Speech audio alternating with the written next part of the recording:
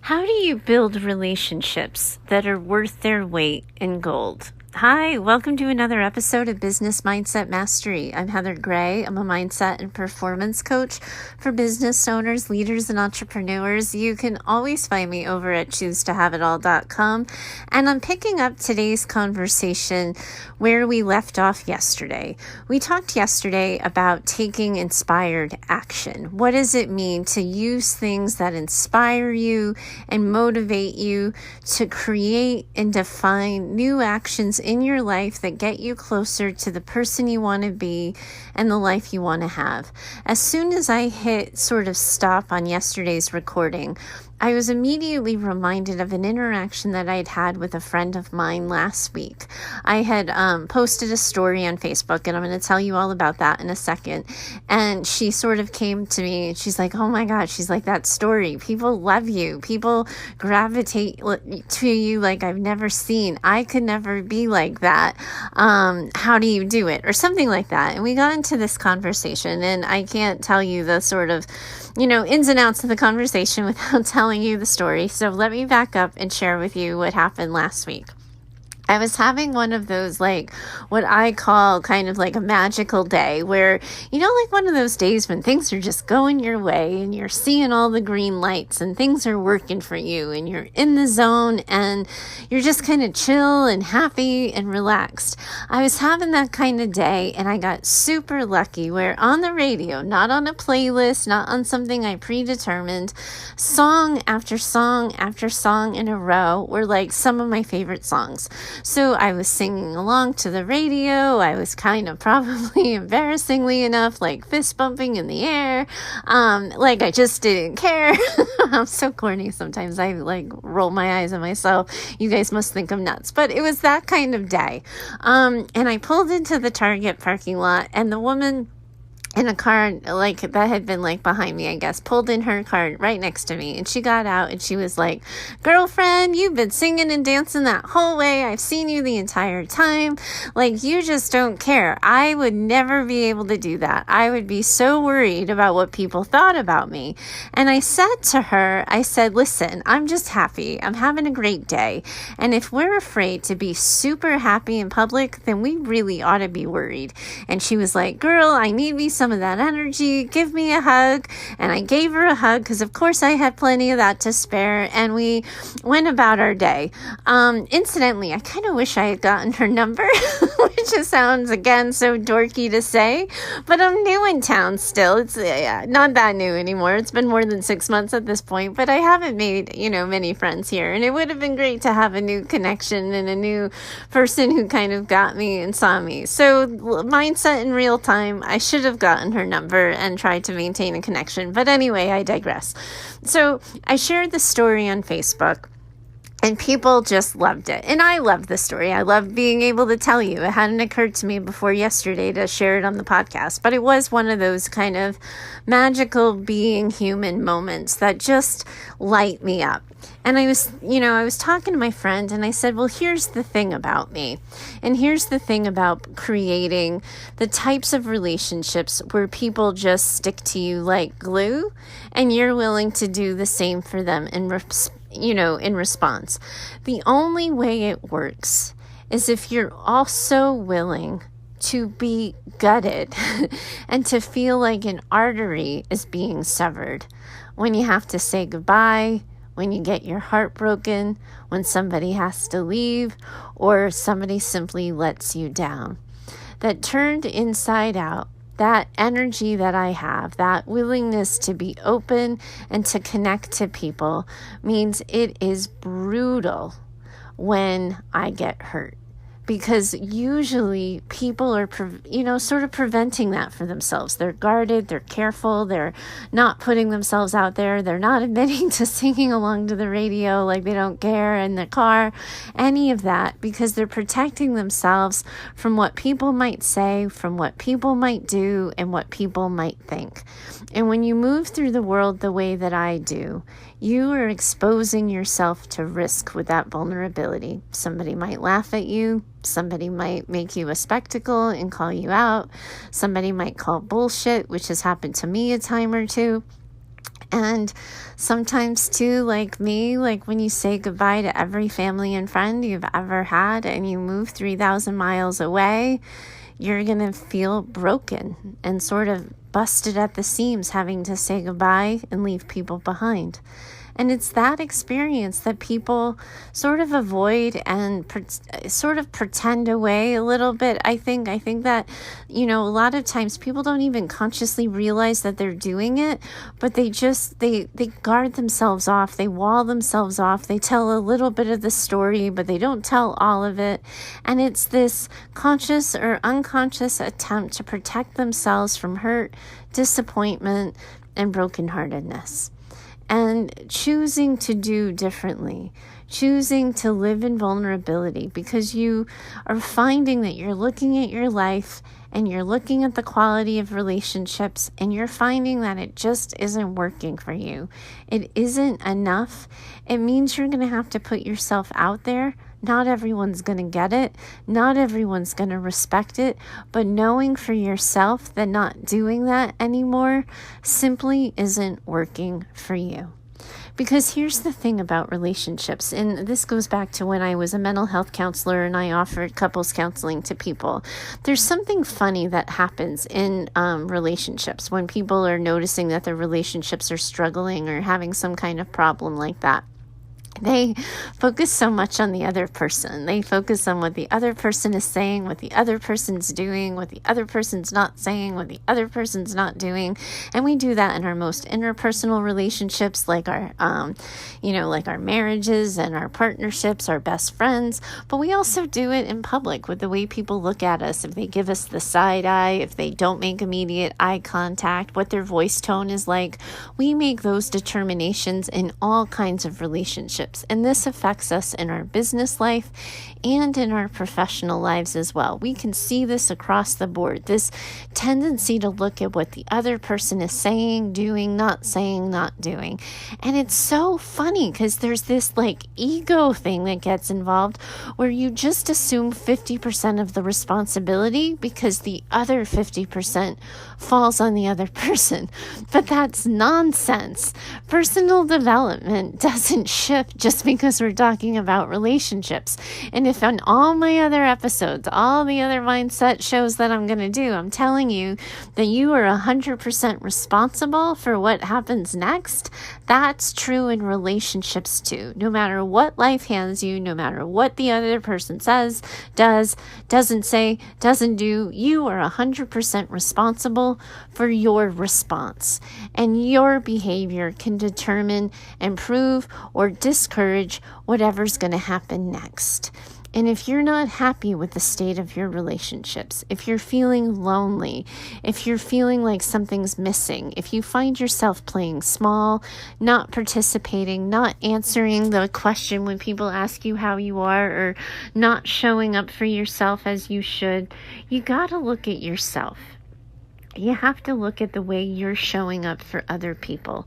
That's the only thing you have any control over. It's so much easier to finger point, to look at what someone's saying, not doing, not doing, than looking at yourself. But the only part here that you have any control over is yourself, what you are doing, how you're talking.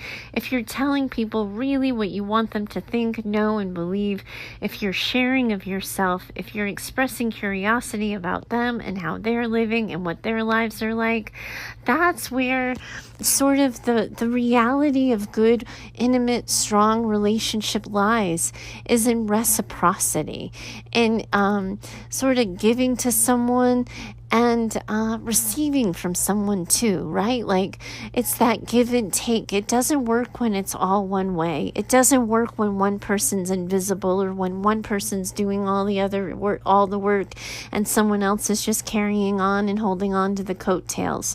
You really have to show up. And if you feel as though you're in relationships that are missing something, that aren't what you want. Or you simply, kind of like me in California, I have a really good tribe of people that I left back on the East Coast. But my tribe in California, if I'm like totally brutally honest, is comprised of people I pay. Because it's like the people I've met are the people helping me with my home design and my remodel, or my real estate agent who helped me buy my house, or my doctor. It's nobody that it's just an even playing field and making new friends. And that is entirely on me.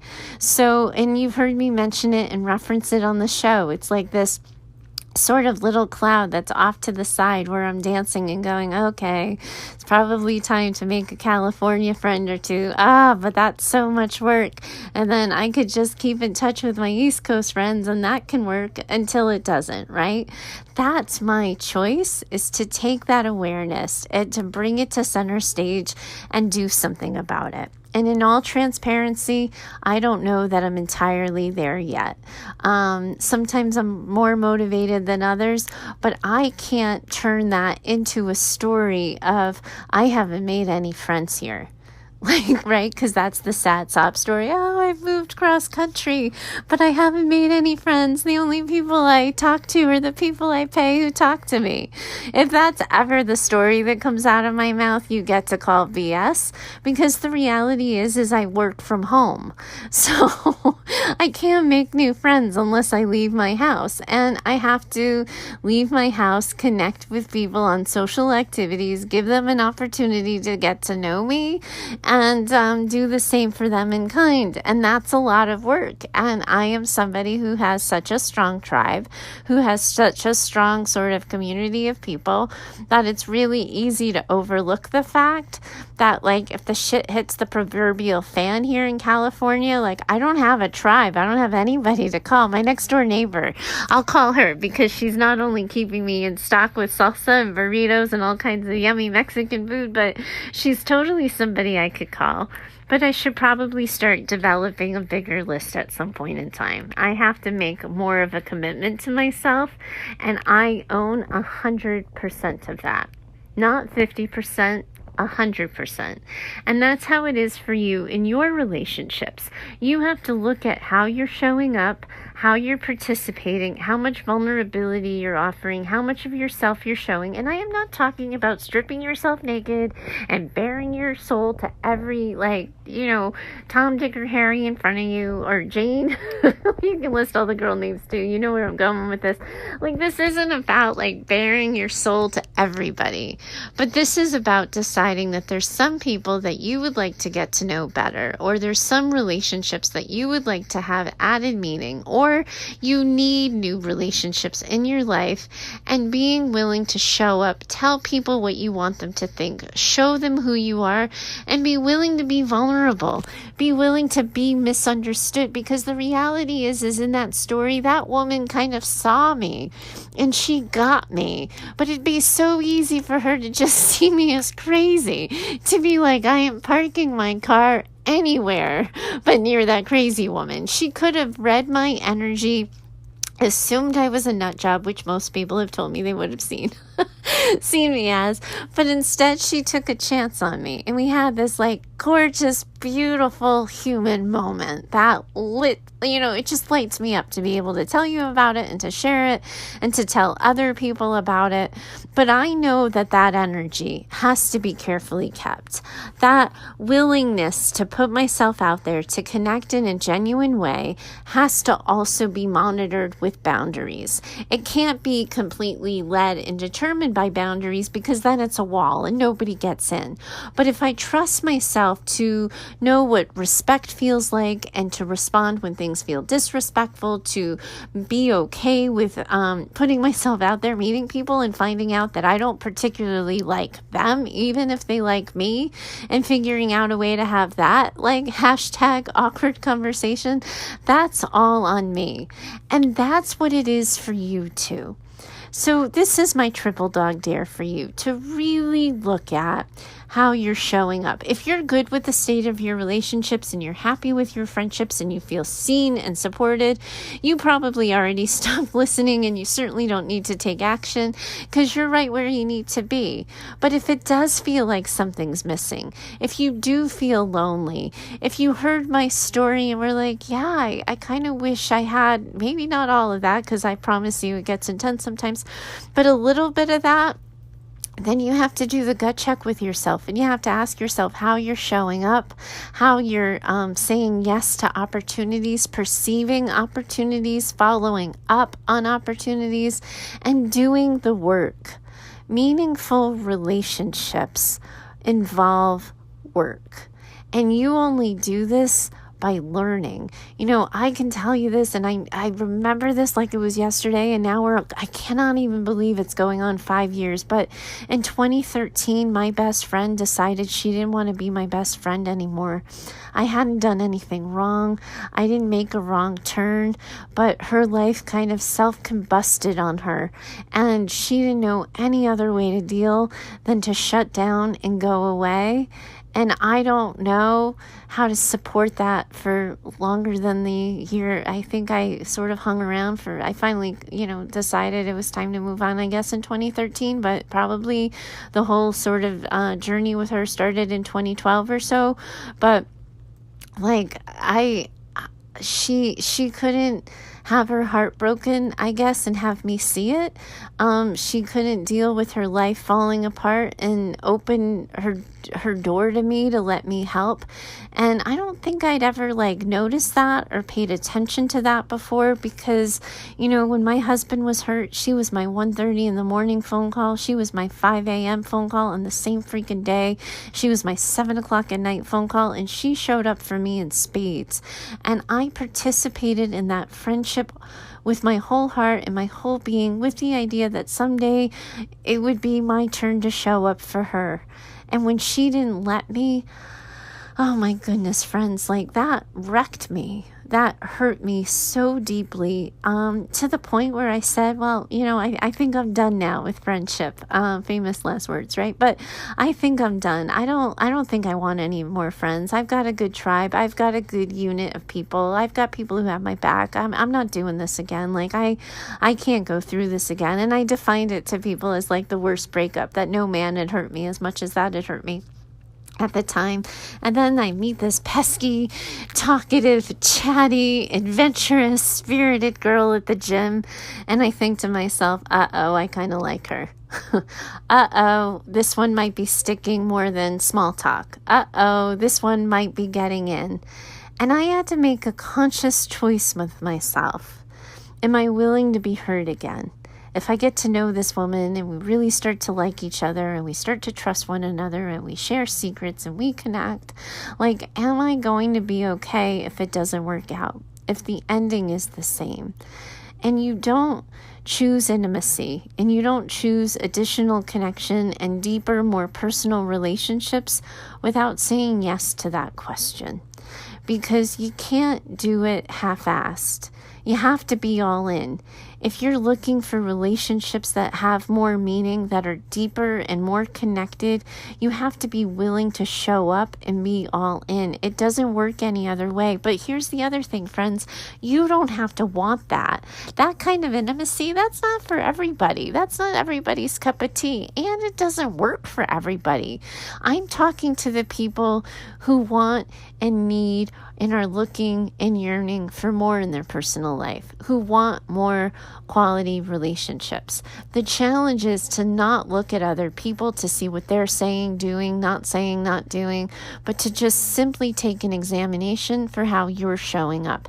And this works in life or in business. If you're looking at this from boss mode and you're trying to figure out why some of your clients aren't coming back around again, why you don't seem to have made meaningful connections, look at how you're showing up. Look at how you're presenting presenting yourself. Look at how you're building relationships with people. If you're drawing people to you, if you're keeping them at a distance, or if you're not even inviting them in, because that's the part in this that you have control over.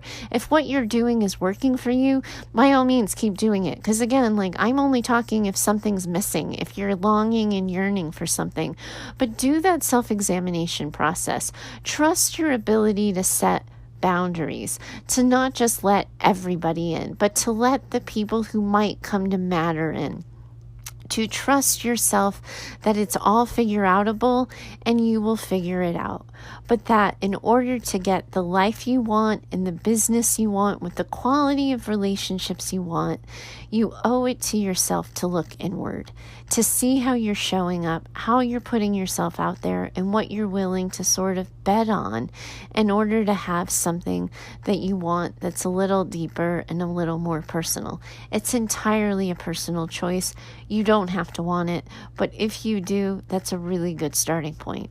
Thanks so much for joining me today. I really enjoyed this conversation. It feels like a really good real talk, like a being human kind of talk, and it works for life and it works for business.